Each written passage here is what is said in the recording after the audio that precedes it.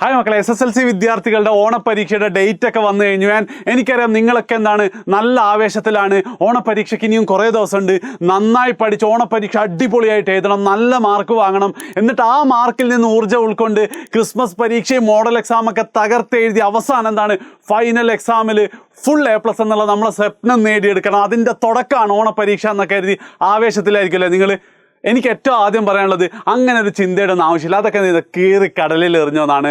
കാരണം നിങ്ങൾ ഈ ചാനലിൽ തന്നെ നിങ്ങൾ ഏതെങ്കിലും ദിവസം SSLC റിസൾട്ട് ഔട്ട് എന്നുള്ളൊരു വീഡിയോ വെറുതെ സെർച്ച് ചെയ്തിട്ട് നിങ്ങൾ നോക്കിയാൽ ഒരുപാട് കമൻറ്റുകൾ കാണാൻ പറ്റും. സാറേ ഓണപരീക്ഷയ്ക്ക് 2 മാർക്ക്, ക്രിസ്മസ് എക്സാമിന് 15, മോഡൽ എക്സാമിന് 25, ഫൈനൽ എക്സാമിന് A+ എന്നുള്ളത് പല കുട്ടികൾ കമൻറ്റ് ചെയ്യാറുണ്ട്. കാരണം എന്താണെന്ന് വെച്ച് കഴിഞ്ഞാൽ അങ്ങനെ ഒരു കാര്യമൊന്നുമില്ല. അതായത് നിങ്ങൾ ഏറ്റവും ഫസ്റ്റ് മനസ്സിലാക്കേണ്ടത് this is not the end. ഇപ്പം പല യൂട്യൂബ് ചാനൽസ് എന്തൊക്കെയാണ് ആകെ മൊത്തം ഒരു എന്താ പറയുക പരിഭ്രാന്തി സൃഷ്ടിച്ചിരിക്കുകയാണ്. ഓണപരീക്ഷയാണ് മക്കളുടെ ജീവിതത്തിൽ ഏറ്റവും അങ്ങനത്തെ ഒരു സംഭവമില്ല. This is not the end. പക്ഷെ എന്താണ് പാർട്ട് ഓഫ് ദ ജേണി. ഇത് ആ യാത്രയുടെ ഒരു ഭാഗം മാത്രമാണ്. ആകെ എന്ന് കരുതി നിങ്ങൾ അങ്ങനെയൊക്കെ ഉണ്ട് അല്ലേ, ക്രിസ്മസ് ഓണപരീക്ഷ 2 മാർക്ക് കിട്ടിയാണ് പിന്നെ ഫുൾ A+ കിട്ടിയിട്ടുണ്ട് എന്ന് കരുതി പഠിക്കാതിരിക്കരുത്. ഞാൻ പറഞ്ഞ വെച്ചാൽ ആ പയ്യനൊക്കെ ആ സമയം മുതലേ പഠിച്ചു തുടങ്ങിയിട്ട് അവനിങ്ങനെ ഇമ്പ്രൂവ് ചെയ്ത് വരിക ചെയ്തത്. നിങ്ങളെന്താണ് ഇതൊന്നും ഓണപരീക്ഷ ക്രിസ്മസ് പരീക്ഷ ഒന്നും ഇമ്പോർട്ടൻ്റ് അല്ല എന്ന് അജാ സാറ് പറഞ്ഞിട്ടുണ്ടെന്നും പറഞ്ഞിട്ട് എന്ത് ചെയ്യരുത്, ഏറ്റവും അവസാനം പഠിക്കാൻ നിന്നാൽ നടക്കൂല. നിങ്ങൾ എന്ത് ചെയ്യുക, ഇപ്പം മുതലേ പഠിച്ചു തുടങ്ങുക. ആകെ എനിക്ക് നിങ്ങളോട് പറയാനുള്ളത് ഈ ഓണപരീക്ഷ ആയിരിക്കണം നിങ്ങൾ ഇതുവരെ എഴുതിയതിൽ വെച്ച് ഏറ്റവും വലിയ നല്ല എക്സാം.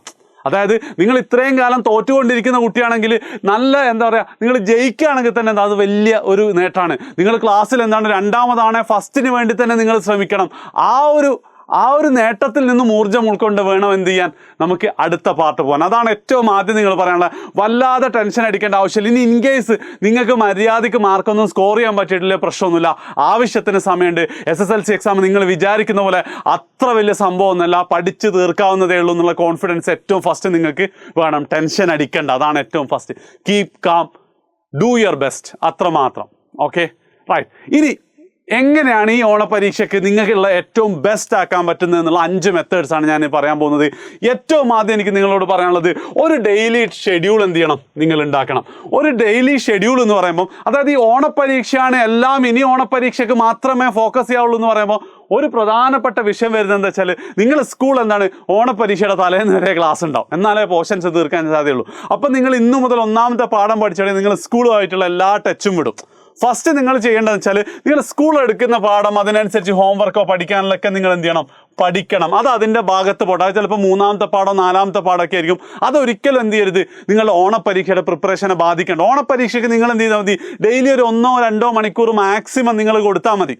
ഓക്കെ, എന്നിട്ട് നിങ്ങൾ അടുത്തതായി ചെയ്യേണ്ടത് ഓണപരീക്ഷയ്ക്ക് വരുന്ന ചാപ്റ്റേഴ്സിൻ്റെ ഒരു ലിസ്റ്റ് ഉണ്ടാക്കലാണ്. ഇനിയിപ്പോൾ ആ ചാപ്റ്റേഴ്സ് ഏതൊക്കെയാണെന്ന് നിങ്ങൾക്ക് അറിയില്ല, ജസ്റ്റ് നിങ്ങളൊന്ന് കമൻറ്റ് ചെയ്യാൻ. ഞങ്ങൾ എന്ത് ചെയ്യാം, ഫുൾ സബ്ജക്റ്റിൻ്റെയും ചാപ്റ്റേഴ്സ് ഞങ്ങൾ പറഞ്ഞുതരാം. കാരണം ഇത്തവണ എന്തായിരിക്കും സാധാരണത്തെക്കാളും കുറച്ചും കൂടെ ചാപ്റ്റേഴ്സ് കൂടാൻ ചാൻസ് ഉണ്ട്, ഓണപരീക്ഷ കുറച്ച് ലേറ്റ് ആയതുകൊണ്ട്. ഓക്കെ, ഇനി നെക്സ്റ്റ് ടൈം ടേബിൾ. അപ്പം അടുത്തതായിട്ട് എനിക്ക് ഉറപ്പാണ് നിങ്ങളൊക്കെ ആഗ്രഹം, സാർ ഒരു ടൈം ടേബിൾ തരും. ആ ടൈം ടേബിൾ ഇങ്ങനെ രാവിലെ 6 മണിക്ക് എഴുന്നേൽക്കുന്നു, എന്നിട്ട് അരമണിക്കൂർ പല്ല് തേക്കാനും കക്കൂസ് പോകാനും ഉപയോഗിക്കുന്നു, പിന്നെ 6:30 മുതൽ 8 മണി വരെ പഠിക്കുന്നു പറഞ്ഞല്ലേ. ആ സാധനം വർക്കില്ല എന്ന് നിങ്ങൾക്ക് തന്നെ അറിയാം. ഒരു പക്ഷേ നിങ്ങൾ തന്നെ ഉണ്ടാക്കിയിട്ടുണ്ടാവും.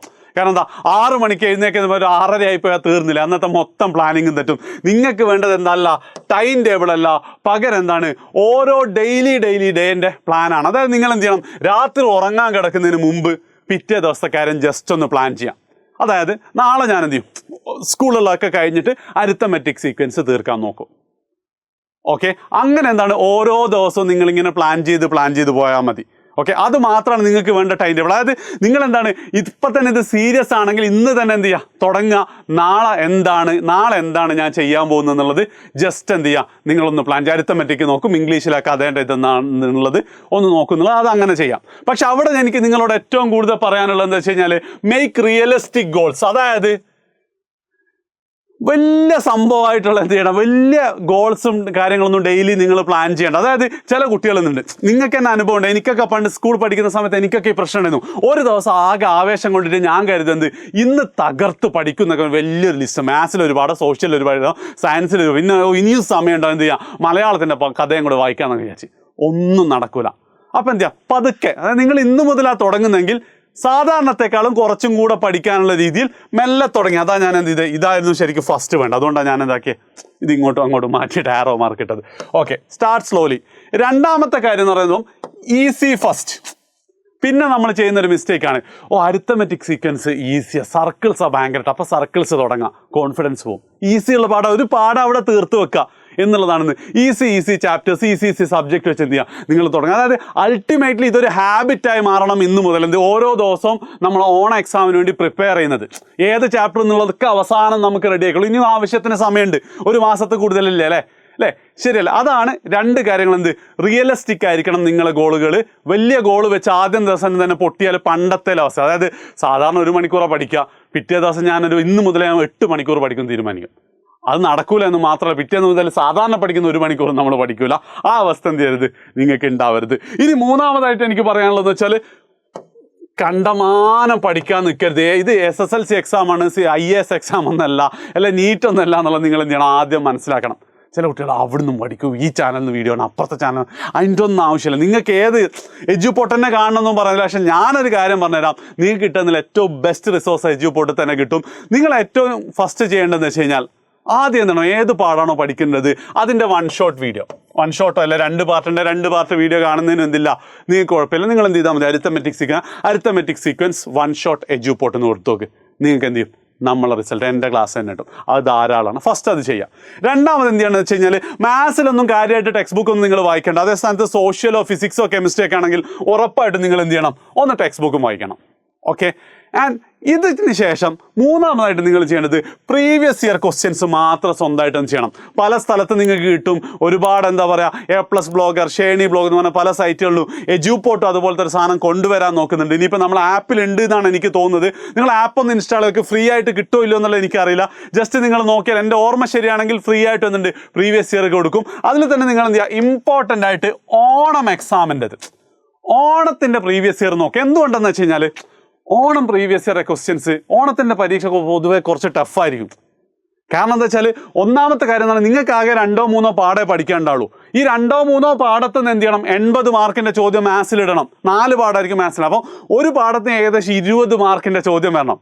അതേസമയം നിങ്ങൾ മൂന്നാമത്തെ പാഠം സാധ്യതകൾ ഇത് ഗണിതം, മാത്തമാറ്റിക്സ് ഓഫ് ചാൻസസ് 4 മാർക്കിനെ എന്ത് ചെയ്യുള്ളൂ, SSLC ഫൈനൽ എക്സാമിന് വരുള്ളൂ. ആ 4 മാർക്കിൻ്റെ ചോദ്യത്തിൻ്റെ സ്ഥാനം 20 മാർക്കിൻ്റെ ചോദ്യം എല്ലാ ടൈപ്പ് ക്വസ്റ്റ്യൻ ഇടണം. അപ്പോൾ ടഫുള്ള സാധനങ്ങളൊക്കെ ഉണ്ടാവും. അതുകൊണ്ട് എന്ത് ചെയ്യണം, ഓണപ്പരീക്ഷയാണ് നമ്മളെ ലക്ഷ്യമുള്ളത് കൊണ്ട് ഫൈനൽ ഇയറിൻ്റെ പ്രീവിയയ്ക്ക് ഒന്നും നോക്കിയില്ലെങ്കിലും കുഴപ്പമില്ല, നോക്കുന്നതിന് പ്രശ്നമൊന്നുമില്ല കേട്ടോ. ഓണപ്പരീക്ഷയുടെ പ്രീവിയസ് ഇയർ ക്വസ്റ്റ്യൻസ് ഒന്ന് നോക്കുക. ലാസ്റ്റ് 3 ഇയേഴ്സിൻ്റെ ഒന്ന് എടുത്ത് നോക്കിയാൽ മതി, ധാരാളമാണ്. അതും കൂടെ ചെയ്ത് ആ പാഠം പഠിഞ്ഞു കഴിഞ്ഞു. ഇനി എന്ത് ചെയ്യണ്ട, ഇനി അതിൻ്റെ മുകളിൽ നോക്കണ്ട. കാരണം അവസാനം നമ്മൾ റിവിഷനൊക്കെ എഡ്യൂപോർട്ടിൻ്റെ ഈ ചാനലിൻ്റെയും നമ്മൾ റിവൈസ് ചെയ്യും. ഇപ്പോൾ 3 പോയിൻ്റാണോ നമ്മൾ പറഞ്ഞാൽ 4ആണോ? 3 പോയിന്റ് നമ്മൾ പറഞ്ഞല്ലേ. എത്ര എണ്ണം ഉണ്ടെന്ന് ഞാൻ പറഞ്ഞത് 5 എണ്ണം അല്ലേ. അപ്പോൾ നാലാമത്തെ എന്താ വെച്ചാൽ, നിങ്ങൾ എന്ത് ചെയ്യണം, വെറുതെ പഠിച്ചങ്ങോട്ട് പോയാൽ ചില ചോദ്യങ്ങളൊക്കെ എന്ത് ചെയ്യുക, ആൻസർ എല്ലാ ചോദ്യവും ചെയ്യണമെന്നൊന്നും പറയുന്നില്ല. നിങ്ങൾക്ക് ഈ ആൻസർ റൈറ്റിംഗ് ടെക്നിക്കൊക്കെ ഇപ്പോഴാണ് ശീലാക്കാൻ നല്ലത്. കാരണം എന്താണെന്ന് വെച്ച് കഴിഞ്ഞാൽ, പല കുട്ടികളും ഫുള്ള് പഠിച്ചിട്ടുണ്ടാവും, പക്ഷേ പരീക്ഷയ്ക്ക് മാർക്ക് ഉണ്ടാവില്ല. അതെന്താ സംഭവിക്കുന്നത്, നിങ്ങൾക്ക് എന്താ, നിങ്ങളെ പഠിച്ചത് കൃത്യമായി ഒരു മാർക്ക് കിട്ടുന്ന രീതിയിൽ പ്രസൻറ്റ് ചെയ്യാൻ നിങ്ങൾക്ക് അറിയണ്ടാവില്ല, നിങ്ങളത് ശീലിച്ചിട്ടുണ്ടാവില്ല. ഇത് SSLC എക്സാം ആയിട്ട് എനിക്ക് ആൻസർ റൈറ്റിംഗ് ടെക്നിക്ക് ഇല്ലായിരുന്നു പറഞ്ഞിട്ട് കാര്യമല്ലോ. ഇപ്പോൾ ഓണപ്പരീക്ഷയ്ക്കാണ് ഇത് നന്നായിട്ട് പ്രാക്ടീസ് ചെയ്യുന്നത്. അതായത് ഞാൻ നേരത്തെ പറഞ്ഞല്ലോ, പ്രീവിയസ് ഇയർ ക്വസ്റ്റ്യൻ നിങ്ങൾ ചെയ്യുന്നത്.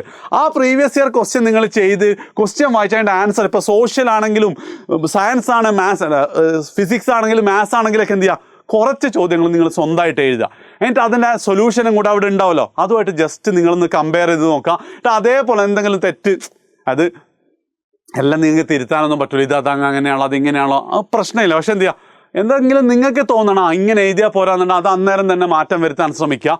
എന്നിട്ട് ഓണപ്പരീക്ഷ എഴുതിയതിന് ശേഷം നമ്മൾ എന്താണ്, പിന്നെ 40 മാർക്കിൻ്റെ 35ഒക്കെ ഷുവറായി കിട്ടുന്നിരിക്കും, നമുക്ക് ചിലപ്പോൾ 25 കിട്ടുക.